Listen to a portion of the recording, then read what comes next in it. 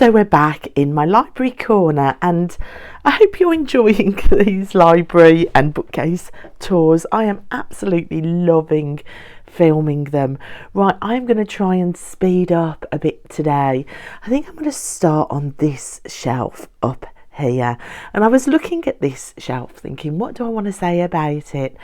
I think this shelf is a indication of the fact that I love using my local vicinity for my spiritual development, my witchcraft path. My curiosity lands in my locality. I just think that if you're using your own locality in your witchcraft, it can be really powerful, and I think this bookshelf shows my pull to that within my practice. So let me set my phone up somewhere where I've got hands free, and then I will show you the books up here. Okay, so my locality. So these books here, these top ones were inspired by local visits around the UK. So I've got kind of Isle of Avalon, Glastonbury, and Holy Grail and Mary Magdalene books in this pile. This is a hell of a rabbit hole to fall down. It started with my trip to Glastonbury a few years ago, and then finding this little book. This is the Glastonbury Legends by R.F. Treharne. That is actually, I've just noticed, that is actually my grandmother's surname. Wow, okay. Anyway, I've been distracted by that. Now, this is fantastic. This shows the history of Glastonbury, and I have actually started, as I read it, doing a sort of mind map of the history. Now, my memory for the written word is horrendous, which is why when I say I've loved a book, I will tell you that I've read it like a number of times. It's to remember it. But I've also found that if I draw and write notes as I'm reading, then that helps my memory. My memory is shot to pieces because of parenting my daughter who doesn't sleep. So I'm working with sleep deprivation, and it impacts my memory. And so if you see drawings or loads of notes on books, it's to try and aid memory. So the Glastonbury Legends, I am loving this. I'm on my second read through. Once I've got my thoughts in order about this, I might actually do a video. Then we have got some books on the Holy Grail. So this one looks so exciting, as does this one. The Holy Grail kind of came into my attention when I visited the Nantios mansion, which is just literally down the road from my caravan in Wales, and I walked the labyrinth there and got surrounded by spirits, footsteps, spirits being bumped into, being touched, having my tarot cards moved. I went running back to the hotel that is the Nantios mansion now, and asked if there were ghosts in the garden, in the labyrinth, and they said, oh, those will be the monks that brought the Nantios cup to the house. Went down a rabbit hole about the Nantios cup. The Nantios cup is supposedly a possible Holy Grail. It's got a whole story around that. Sent me down a Holy Grail rabbit hole, which once you're down this sort of rabbit hole of the Holy Grail and King Arthur and Avalon, you're in the realm of Mary Magdalene as well. You can see how this rabbit hole opened up. This Mary Magdalene book, The History and Legend, The Quest for Mary Magdalene, is fabulous. Again, I've read this book twice. It is wonderful. And then reading books about the priestess of Avalon, like the myths around Avalon. Cathy Jones is an author that writes a lot of books. I'm halfway through this one. I'm not sure yet what I think. To be honest, I've forgotten the half I've read. I'm going to need to go back and reread, which is why it takes me so long to get through books, or to bring books to you, because if I feel inclined enough to bring books to you, I've probably read them 3 or 4 times. It's not a quick process for me. I have to kind of decipher what I think. I then have to like work out how it connects to my knowledge and process it all first. So this is another Kathy Jones book. It looks amazing. Again, I've not read that one. We have a book here by Fiona Hutton from The Whispers of Avalon. This is a poetry book. Sometimes I throw in other ways of viewing a subject matter, like poetry or art. That's why this book is so good, because it's got a lot of art in. I can retain with my memory better when I layer the way I get the information. If I get it through artwork, that's a brilliant way. My memory works visually 100% better than it works just with words, hence drawing mind maps and stuff for books. And then this one, Nicholas R. Mann, this is The Isle of Avalon, Sacred Mysteries of Arthur and Glastonbury. In here we've got the island, prehistory, early history of the old church and King Arthur, the abbey and the Tor, geomantic mysteries, lines, stones and diamonds, so that's ley lines, geomantic mysteries too, labyrinth, spheres and stars. We've got myth and legend, cave, cauldron, mountain and tree, the underworld, the red spring and the white spring, and the matter of Britain, dragon's blood and heavenly dew. That is a must read before I go back to Glastonbury, and I have a trip planned and accommodation already booked for next year, which will be so exciting. And then King Arthur, once you're down this rabbit hole, you're in the realms of King Arthur. This is Cornwall on there. That looks like St. Michael's Mount, which I've been to. It's an amazing place. When you go down the rabbit hole of King Arthur books, there are so many and so many contradict each other. Geoffrey Ashe is somebody that was highly recommended as, well, what it says on the book, a must-have. So this one has not been read yet. Then I found another Geoffrey Ashe book, King Arthur's Avalon, The Story of Glastonbury, in a charity shop. So that one's still to be read. The Age of King Arthur by John Morris. I found this second hand. The History of the British Isles from 350 to 650. So you can see it's my local history. The Reign of Arthur, from history to legend. This was another book that was highly recommended. And then this one was found. Like I said, I can remember things more when I see them visually. So, and it's by Caitlin and John Matthews. This is the Arthurian Book of Days. And what they've done, they've taken the King Arthur stories and they have put them in order of how they would appear if you were taking them in chronological order. And look at the pictures, the way it's done. It is absolutely and utterly stunning the way it's done. At the back, if you don't like it in chronological order, I mean, look at these illustrations. They are so incredible. I just think for a different way into the actual stories of King Arthur, this is just absolutely incredible. So at the back of the book, they put the King Arthur stories back in the correct order and put the dates next to them.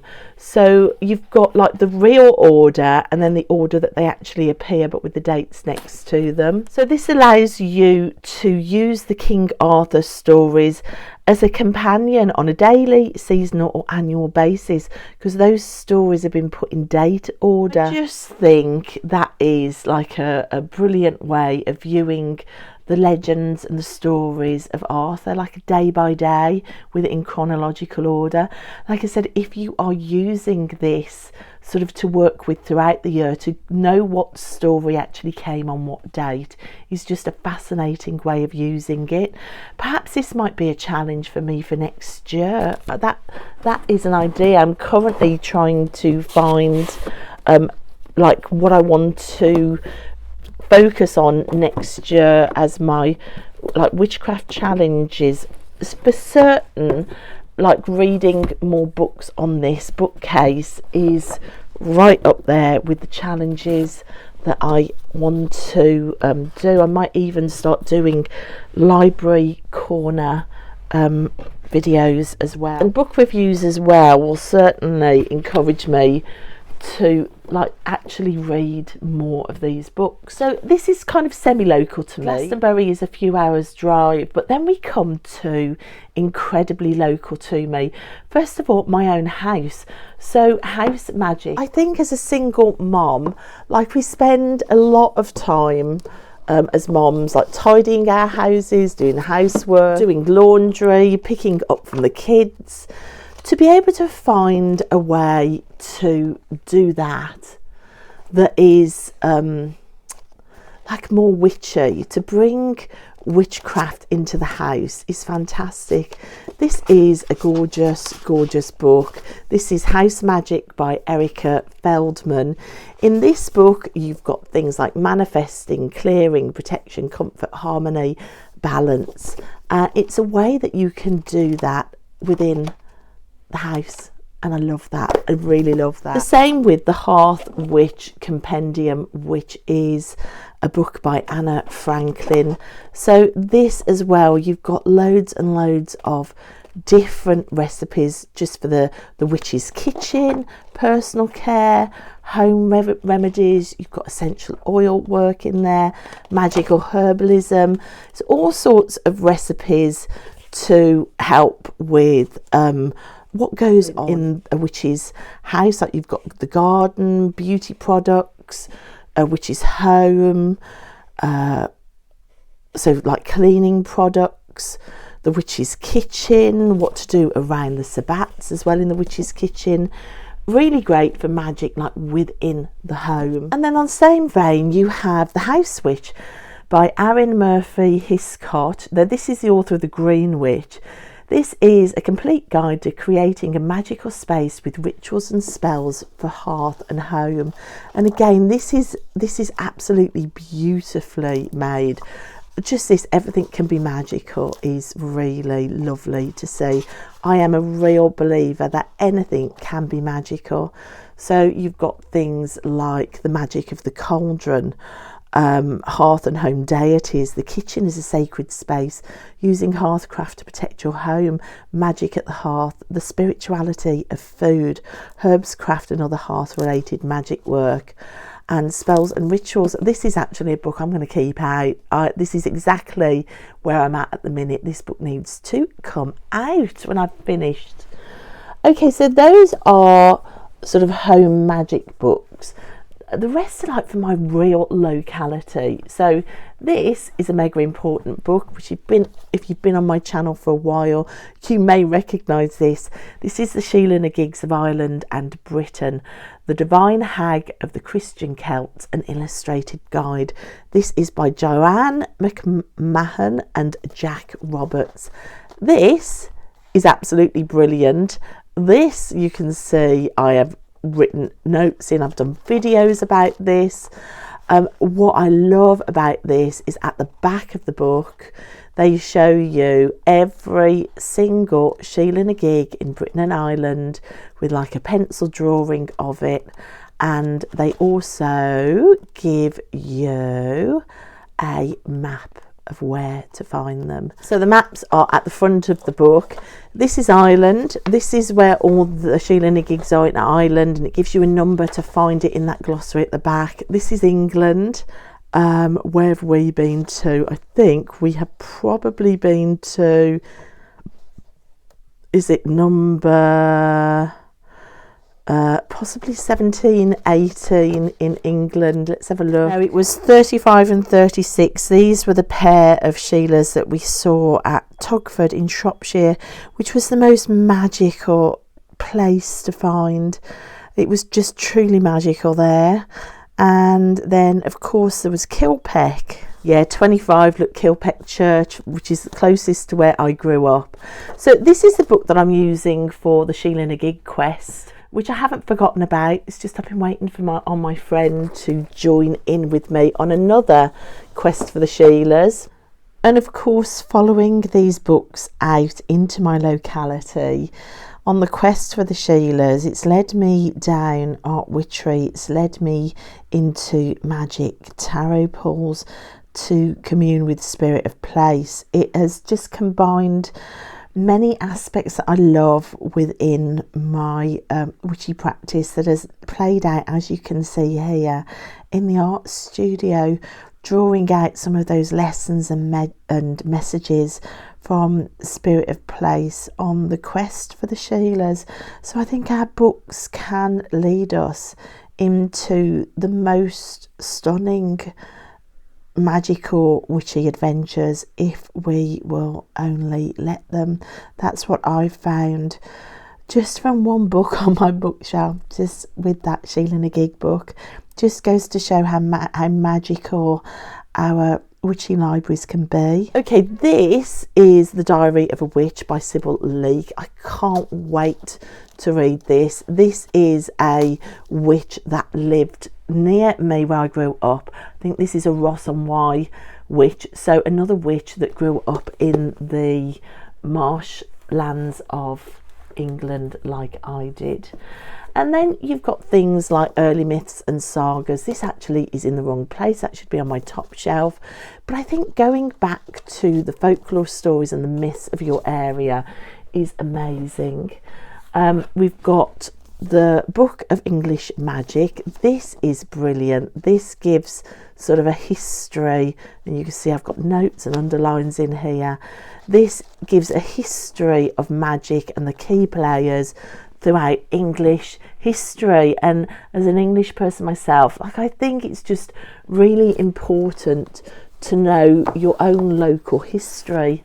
And again, this is the Book of Lost Countryside Wisdom, Red Sky at Night by Jane Struthers. Again, another kind of English sort of cunning folk retelling, and like the Red Sky at Night, Shepherd's Delight. I grew up with people saying things like that to me, and everybody having a rabbit's foot in a drawer at home for luck, people putting old shoes on windowsills. This is like a remembered history I remember from my own childhood. This is countryside wisdom that has been collected. Really important, I think, to know and keep alive.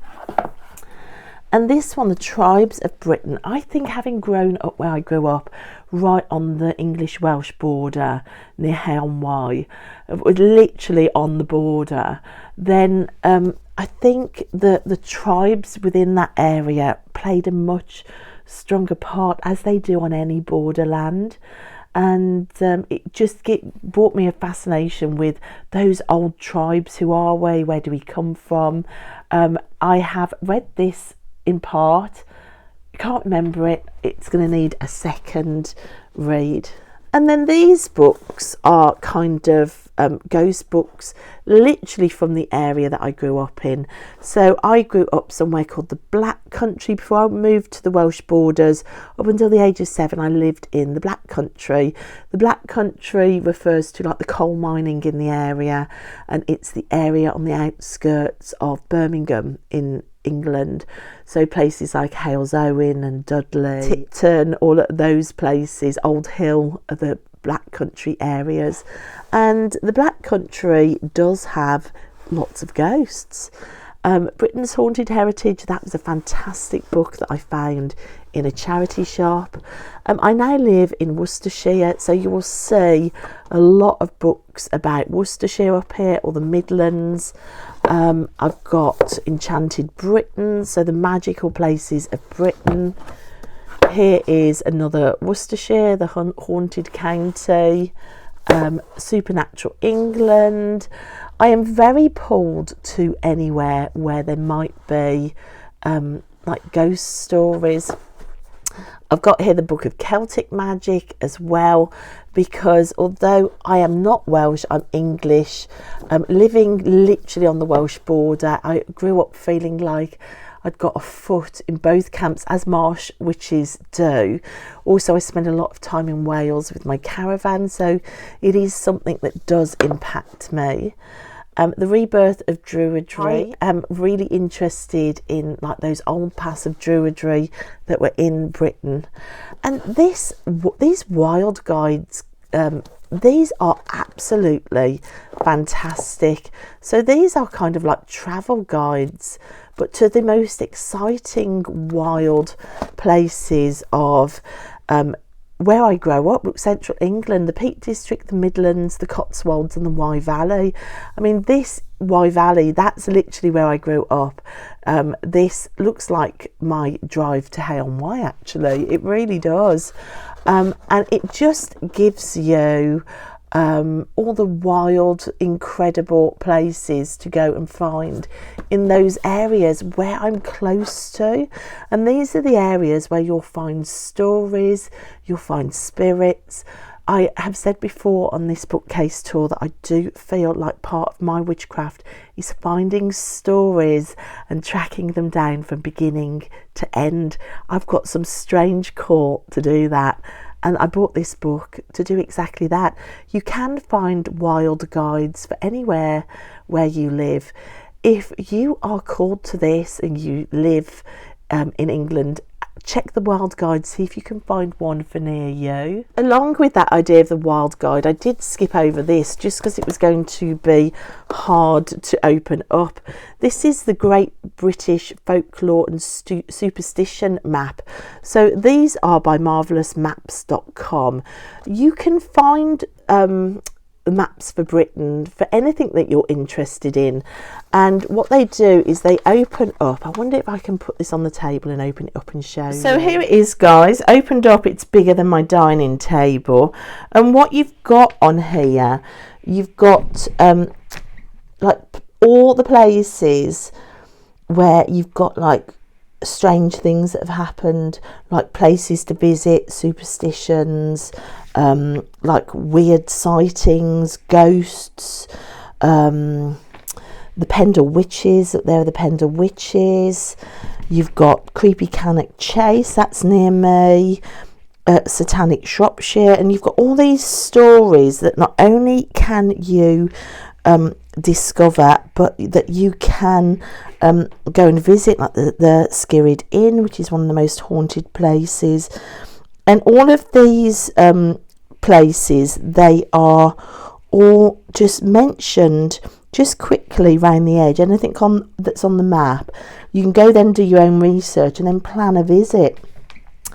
I think this map is so exciting. I mean, anybody interested in tracking down the areas where they live that are scary, or like sightings, or there's something else going on, or if you're looking for kind of portals or other realms, it's a great place to start. I love this map, and yeah, it's really interesting. Perhaps this might be a goal for 2025 as well.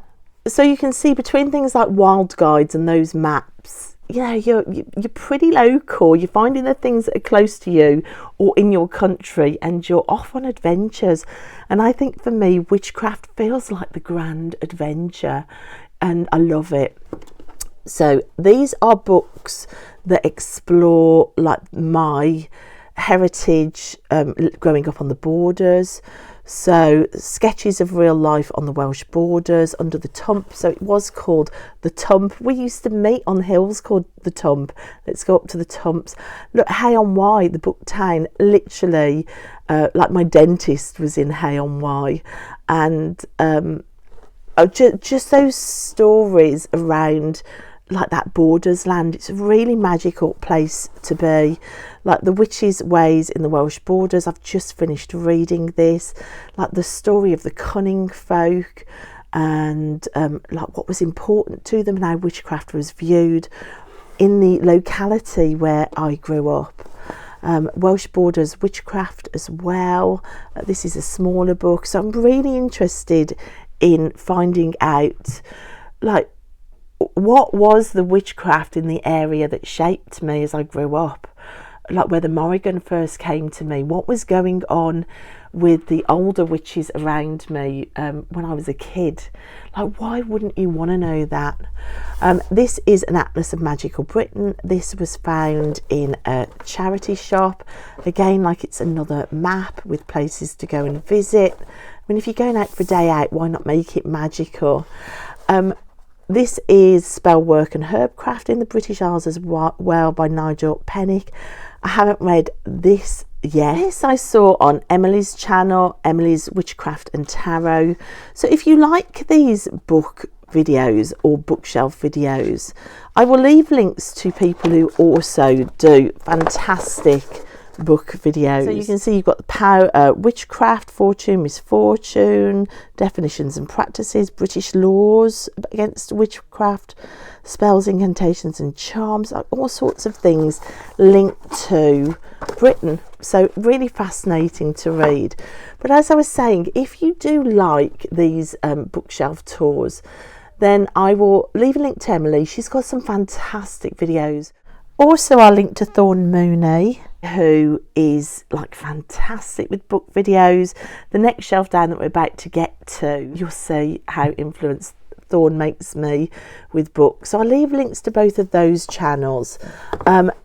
Wicca, Scott Cunningham's Guide to the Solitary Practitioner. This was probably the very first book I ever read, followed up by Vivian Crowley's book on Wicca. And Herefordshire folklore. This is like really important for me to read. This house here is somewhere where I used to run past on my run with school when we went cross country running. That's how closely linked I am to some of these stories and the ghost stories around Kington, which is where my school was. So I mean, it's really like doorstep stuff, guys. Part of that as well is being a member of places like English Heritage. I used to be a member of English Heritage and oh gosh, what's the other one? I can't remember the name of the other one, but I used to be a member of both. Money means I've picked just one this year, but that allows you to visit these incredible places, which is what these books are. Look, Whitley Court is a book from English Heritage. Kenilworth Castle was bought on an English Heritage visit there. And then Shakespeare books as well. So reading like the history of Shakespeare's wife, imagining Shakespeare's wife. Of course, Shakespeare's wife grew up in Shottery, which is where my daughter goes to school, and I have a pass for all the Shakespeare buildings, which is where this book comes from. And this is a book about secret Cornwall as well, when I visit Cornwall. They're all like local places or places within my country that I love to visit, that have their own myths and folklore and mythology and witchcraft and practices and secret places. And I think if you can tap into that, my gosh, your witchcraft does become the grand adventure. So if you haven't got a shelf like this yet in your witchcraft books, which is all about like local history and local mythology, then I would urge you, if you like this idea, to start making a shelf like this, because it does turn witchcraft into the grand adventure. So we come to the next shelf down now. This section here is very influenced by Thorn, in listening to her book recommendations. These are some of the newest books that I've bought. So I've nearly finished Buckland's Complete Guide to Witchcraft. These were books that were bought from Thorn's like video talking about like books that she thinks that witchy practitioners should at some point read because they're part of witchy history. And I think coming into witchcraft late, like in my early 50s, I felt like I'd missed out on a history that I wanted to have been a part of when I was younger. Like if only I'd known, I would have been a part of this history coming out. So I'm kind of reading in retrospect. I can't wait to read this one, To Ride a Silver Broomstick, and I am so excited about the fact that I got this copy. When I looked online to buy it, there was like an updated version with a boring cover that was cheap. Any book with this cover was like 4 times more expensive. So I thought, I really wanted this cover, but I can't afford it. So I just ordered on a second-hand site one of the cheaper ones, and when it came it had this cover. Oh my gosh, I literally did a happy dance. I was so excited. So Starhawk, the Spiral Dance, this was one of the first books after the Wicker books that I read. You can see it's got loads highlighted. I love this. Look, only when they have developed strong roots do plants spring into wild and exuberant growth. And this is talking about like us in witchcraft. I read that quote in this book and I loved it. It just reminded me of my first healing shelf. That I think going through that process of healing and those healing books, and I say that was my doorway into witchcraft, was me rerouting myself, putting down those roots, like healing the tree that is me. So I loved that quote in that book. So we've got What is Remembered Lives, Developing Relationships with Deities, Ancestors and the Fae. That is one I'm really interested to read. This Paul Hewson book, Mastering Witchcraft, was one that Thorn recommended, which I haven't got to yet, as was this A Witch's Bible by Janet and Stuart Ferrer. Witchcraft for Tomorrow, this is a Doreen Valiente book. I haven't got to that one yet. All of these were on that video about like books that like are important books. Real Magic, Philip Bonewitz, I haven't read that one yet. In contrast, this book was recommended by Thorn on beginners witchcraft books, and I have read this a few times. This is Magical Power for Beginners by Deborah Lipp. I love this book. This is such a practical how to and why you're doing it for spellcraft, and how to raise and send energy and why you're doing that in spells. It is the one and only book that I've ever read that really does like explain this is how you do it step by step and this is why you're doing it. It made it just so clear to me. The Power of the Witch, this is Laurie Cabot. I haven't read that one yet. I have read this other Starhawk book, The Earth Path, Grounding Your Spirits in the Rhythms of Nature. I can't remember it because I've only read it once. But I can remember that I didn't enjoy it as much as The Spiral Dance, and I don't know why because I can't remember it. Like my memory really kicks in here, guys. So it does sound like that would be like right up my street. So I think I'm going to have to give that a reread. Then these were a couple of books I found secondhand recently, which I was so excited about. Again, Barbara Walker. We're about to hit Barbara Walker knitting books on this shelf as well. Discovering the Virgin Mother and Crone, The Skeptical Feminist, and The Crone, Woman of Age, Wisdom and Power. Right up my street. I love Barbara Walker. These are by the wonderful Laura Tempest Sakharov, who has a channel here on YouTube, which I will link. Laura is a dancer. If you don't know her, she is an amazing witch. She's an art witch.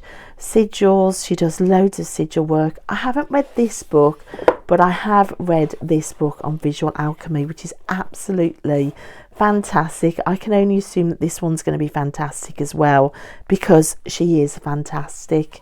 This is also by Laura. This is The Anatomy of a Witch, a map to the magical body. Again, I think this is going to be really helpful for me. I was going to say I haven't read it, but I've got notes in there. Oh my gosh, can you see the struggle is real with me and my memory? I've probably read these as well, I just can't remember. So we've got, now we're coming on to books that kind of link with the fact that I am a textile artist and I trained in textile art, and how that kind of links into my witchcraft. So we've got books about knot spells and cord magic. This is Ethel Colquhoun. I can never know how to say that.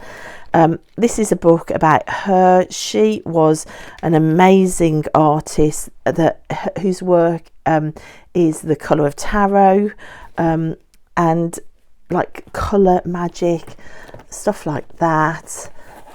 We've got how artwork can link to magic, sacred art, a hollow bone for spirit, where art meets shamanism. This is Imelda Almquist. We've got books like The Awakening Artist, Madness and Spiritual Awakening in Art. I love books that kind of link what art can be and how it can link to spiritual practice. I also have a couple of books about art therapy and art for healing. Like I say, for me, like witchcraft, art, healing, it's all one big cauldron of paths. The paths are the same for me. Art and spiritual transformation, the 7 stages of death and rebirth. So again, that links like art to like a spiritual journey. And then we come to like my love of dolls, and the way that as well can become a pathway into magic. I always say, look for what you love and you'll find your witchcraft there. So this is a Pagan Portals book about puppets and magical dolls by Lucia Starza. This is a great little book. And then you've got books like The Anatomy of a Doll. So this is fabric sculpture. But like if you view dolls like as cauldrons or vessels, then you've automatically got like you're in the realm of spirit dolls, you're in the realm of ancestor work. I mean, this book is absolutely stunning. It's stunning. So The Art Doll Chronicles. Then I've got books that talk about the history of Barbie. I lost a load of my Barbie books, which I am so gutted about. You've got like second-hand books that I've found in charity shops. So this one was £1. Dolls, patterns for dolls. Like all of this is stuff that I love, but that can be brought into my witchcraft. And then thinking about art, you've got like sigils, art signs. Like I am very much somebody that uses patterns, shapes and signs to hold hidden meaning. So I love when I find books about like old cave drawings and how signs and symbols developed. This book here, Signs and Symbols, the complete encyclopedia of signs and symbols, is absolutely fantastic for that. I mean, at the back you have like sort of signs and symbols. You've got a whole glossary of the signs and symbols used throughout time. I mean, if this isn't a witchcraft book, I just don't know what is. And then you've got the history of where all these signs and symbols were used and found. It's absolutely the most fantastic book. I mean, within this part of the shelf I've also got things like patchwork, quilting and applique, like old-fashioned books of handicrafts and patchwork and applique, old-fashioned books, like there's the sample quilt book. I mean, these are all patterns and symbols, and like the stitching, like just the art of stitching or mending. I mean, there's so much meaning within that, like the meditation of stitching as well. Like I think it can all be used to trance-like states. I mean, if you take, say, the meaning of a symbol and like the colours of different applique and then start sewing and cutting back, you've got so much potential for stitched witchcraft there. Right, the Barbara Walker knitting books. Remember I showed you this one on another shelf. This is the Barbara Walker book that I said had fallen apart. Literally, it's in pieces. That's how much that book was used. So like knitting, if you look at these ideas for knitting, you could do knitting samplers as spells. So I love that idea of using crochet for different spells. Like you've got crochet laces here, and then I am an absolute sucker for like knitted items as well. Like if you knit an item that has a correspondence for you and fill it with magical herbs, you are absolutely in business. Got a healing crystals book there, knitted toys, crochet Star Wars figures, crochet step-by-step patterns, got an old-fashioned book of stitchcraft here, and at the end I've got like Freda Callows diary. So this is like Freda Callows' very own diary pages. It shows like literally the pages of her diary. I almost feel like it's almost too voyeuristic to have this, but oh my gosh, talk about magical pages. To like have like an icon that has shone a light into your witchcraft practice and your paths, and then to have access to her actual diary, and you can see it's part writing, part drawing, and just the messiness of it. It just shows a snapshot into her mind. Like creativity and working out your thoughts isn't a straight line, and I think this book shows that so beautifully. In the back of the book, what you find is each page is translated and made, and the translation is put next to the page in the back. So you have the first bit of the book is just showing you the diary, and then you can take it by page and see what's actually written. It's just brilliant. So this, it's by Alice Rotas, is like, it's the diary of Freda Kahlo. If you're going to be an art witch and you feel inspired by this icon, then this I think is an absolute must.